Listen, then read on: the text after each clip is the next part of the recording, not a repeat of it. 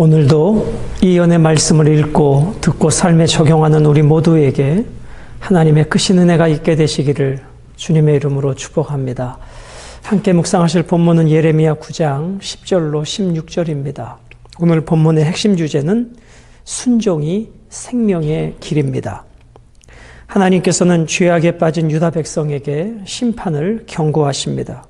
그들이 저지른 우상 숭배와 하나님의 말씀에 의도적 불순종은 하나님의 심판을 받아 마땅한 죄악인 것입니다. 하나님께서 주신 그 풍요로운 땅이 죄악으로 인하여 황폐해지고 사람과 짐승이 살 수 없는 황무한 땅으로 바뀌어져 버리게 되는 것입니다. 그러므로 죄의 싹은 사망인 것이죠. 우리가 죄로 인하여 영원히 죽을 수밖에 없는 죄인이었지만 하나님은 예수 그리스도를 통해서 우리의 죄를 속죄하시고 하나님의 자녀 삼아 주셨습니다. 오늘 우리는 이 유다 백성을 향한 하나님의 그 징계를 통해서 하나님께서 죄악을 얼마나 싫어하시는지, 그러나 한편으로는 우리를 얼마나 기다리고 사랑하시는지 그 아버지의 마음을 알아 우리가 혹 연약하여 죄 가운데 있을지라도 속히 회개하고 돌아오는, 그리고 죄와 싸워 이겨가는 영적 승리자들이 되시기를 주님의 이름으로 권면을 드립니다. 우리 모두가 이제 알다시피 범죄한 백성들을 보시면서 하나님께서 얼마나 고통스러워 하시는지, 하나님께서 얼마나 아파하시는지, 우상 숭배와 불순종에 빠진 저들을 보시는 아버지의 마음은 얼마나 탄식의 마음인지, 그로 인하여 징계를 내리실 수밖에 없는 그 징계는 멸망을 위한 징계가 아니라 회개와 성결을 위한 징계임을 우리는 기억하고 있는 것입니다. 오늘 그 아버지의 탄식, 아버지의 아픈 마음을 누가 느끼고 있는가? 예레미야 선지자가 아버지의 아픈 마음, 아버지의 아픈 탄식을 느끼고 있습니다. 오늘 우리에게 필요한 것도 바로 이러한 마음입니다. 우리가 드리는 찬양 중에 아버지의 마음 알아, 그러한 고백이 있습니다. 아버지의 마음을 알아.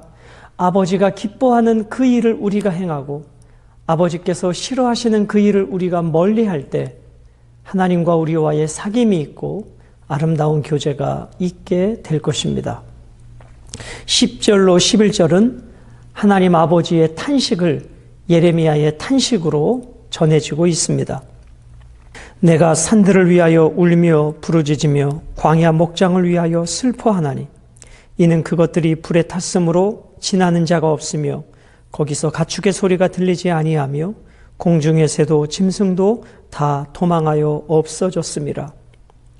자, 10절에 보면 예레미야 선지자는 어떡합니까? 산들을 위하여 울부짖으며 광야 목장을 위하여 슬퍼한다. 이게 아버지의 마음이었고 그 아버지의 마음을 예레미야가 표현해 주고 있습니다. 황폐해진 이 유다 땅, 하나님께서 주신 약속의 땅을 바라보면서 이제 울고 부르짖고 슬퍼하고 있습니다. 이것을 애가라 우리는 부르고 있는 것이죠. 예언적 측면에서 애가는 임박한 죽음이나 멸망을 상징하는 행위가 되는 것입니다. 이제 바벨론 침략에 의해서 이렇게 황폐해지는 그 땅을 바라보며 예레미야는 울며 부르짖고 슬퍼하고 있는 것입니다. 하나님의 약속의 땅이 황폐해져 감을, 여러분, 오늘 우리가 하나님의 성전이 아니겠습니까? 우리의 마음이 하나님이 거하실 만한 아름다운 처소가 되어야 하는데 오늘 예루살렘 성전이 다 황폐해지고 하나님께서 저들을 광야를 지나 먼 바벨론 땅 포로로 보내셔야 하는 아버지의 마음을 예레미야는 알고 있는 것입니다. 그 슬픔이 고스란히 우리에게 전해지고 있는 것이죠. 11절, 내가 예루살렘을 무더기로 만들며 승냥이 굴이 되게 하겠고 유다의 성읍들을 황폐하게 하여 주민이 얻게 하리라.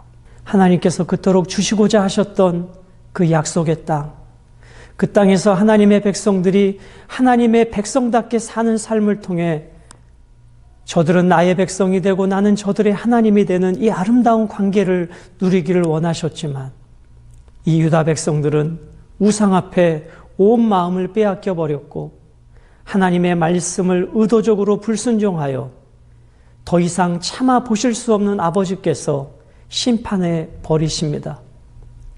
그렇게 많은 사람들이 왕래하던 그 땅에 그 풍요로운 가축들도 하나님의 심판 앞에 살아남을 수 없는 황폐한 땅이 돼버린다는 것입니다. 12절부터 14절까지 왜 하나님이 심판하시는가, 심판의 이유에 대하여 말씀하십니다. 지혜가 있어서 이 일을 깨달을 만한 자가 누구며 여호와의 입에 말씀을 받아서 선포할 자가 누구인고 이 땅이 어찌하여 멸망하여 광야같이 불타서 지나가는 자가 없게 되었느냐. 선지자의 탄식은 심판의 이유를 향해서 나아가고 있습니다. 이 유다의 지도자들, 특별히 지혜롭다고 하는 자와 예언자라고 하는 자들이 하나님의 마음을 알지도 못합니다. 하나님의 뜻을 대변하지도 못합니다. 오직 백성들이 듣기 좋은, 귀에 듣기 좋은 말만 하고 있는 것입니다. 누가 아버지의 마음을 알아? 누가 아버지의 탄식을 알아? 누가 아버지의 뜻을 전할 수 있겠느냐 하는 것입니다. 오늘 유다 백성들이 범죄한 그 범죄는 크게 두 가지였습니다. 하나는 우상 앞에 온통 마음을 빼앗겨버린 우상 숭배요. 또 한 가지는 의도적인 말씀의 불순종이었습니다. 우리가 일전에 묵상하셨던 저들의 이 우상은 어느 정도였습니까? 하늘의 여왕이라고 불리는 자들에게 제물을 드리기 위해서 남자 자녀들은 나뭇가지를 줍고 아버지는 불을 떼며 어머니와 딸은 밀가루로 반죽을 하여 그 우상에게 바칠 제물을 만드는 삶의 특정인이 아니라 모든 백성들이 일상생활 속에 우상 숭배가 습관화되어 버린 그 범죄, 하나님은 더 이상 지켜보실 수 없는 것입니다. 하나님의 가장 가증히 여기시는 것이 우상 숭배가 아니겠습니까? 그런데 유다 백성들은 부모로부터 우상 숭배를 배울 정도로 이제 우상 숭배는 저들의 삶이 되어버렸다는 것입니다. 하나님의 말씀을 알면서도 의도적으로 불순종하는 완악한 삶을 살아가게 되었다는 것입니다. 사랑하는 여러분, 오늘 우리의 삶 속에 이 세상의 문화와 가치관이 만들어 놓은 우상, 그것이 무엇일까요? 돈과 육체의 쾌락이 아니겠습니까? 하나님보다도 돈, 하나님보다 육체의 쾌락이 앞설 때에 그것을 바라보시는 하나님은 오늘 우리들의 모습을 보면서도 똑같은 아픔과 탄식을 느끼실 수도 있다는 것입니다. 하나님의 말씀을 들을 때 목이 곧은 백성처럼 의도적으로 불순종하고 거역하는 것은 하나님의 징계를 부를 뿐입니다. 우리는 마음에 굳어진 살을 제거하고 하나님의 말씀을 들을 때마다 내가 어찌할꼬 가슴을 치는 회개와 그 말씀을 통해서 주시는 아버지의 탄식을 알아서 우리는 이 시대를 향하여 함께 울 수 있는 진정한 예언자적 사명을 감당해야 한다는 것입니다. 13절에 보면 그들이 앞에 세운 나의 율법을 버렸다. 율법을 버렸다고 말씀합니다. 율법을 버렸다라고 하는 것은 하나님을 버렸다, 그런 의미와 비슷한 맥락인 것입니다. 15절과 16절은 이제 우상 앞에, 의도적인 불순종 앞에 하나님께서 내리시는 벌에 대해서 말씀해 주고 계십니다. 15절, 그러므로 만군의 여호와 이스라엘의 하나님께서 이와 같이 말씀하시니라. 보라, 내가 그들 곧 이 백성에게 쑥을 먹이며 독한 물을 마시게 하고. 그러므로 그것은 무엇입니까? 우상 숭배와 의도적인 불순종을 범죄한 저들에게 이러한 죄로 인해서 하나님은 두 가지로 심판하시는데, 첫 번째, 쑥을 먹이며 독한 물을 마시게 하겠다. 먹을 것이 없어서 먹으면 죽는 줄 알면서도 먹는 이 독한 물, 이 독물을 하나님께서 저들에게 먹이시겠다고 말씀하십니다. 두 번째 16절은 어떠한 하나님의 심판이 있습니까? 그들과 그들의 조상이 알지 못하던 여러 나라 가운데에 그들을 흩어버리고 진멸되기까지 그 뒤로 칼을 보내리라 하셨느니라. 두 번째, 그들이 진멸될 때까지 그들이 가본 적이 없는 여러 나라로 그들을 흩어버리시고 끝까지 심판하시겠다라는 것입니다. 여러분, 우리가 하나님의 심판의 무서움의 한 측면만 보아서는 안 될 것입니다. 그 심판이 있기까지 하나님이 얼마나 기다리고 또 기다리고 탄식하셨는지 그 아버지의 아픔의 과정을 우리는 알아야 합니다. 그러나 하나님의 사랑은 사랑으로만 끝나는 것이 아니라 그 사랑은 때로 하나님의 엄한 공의로 나타날 수 있다는 것을 우리는 기억해야 합니다.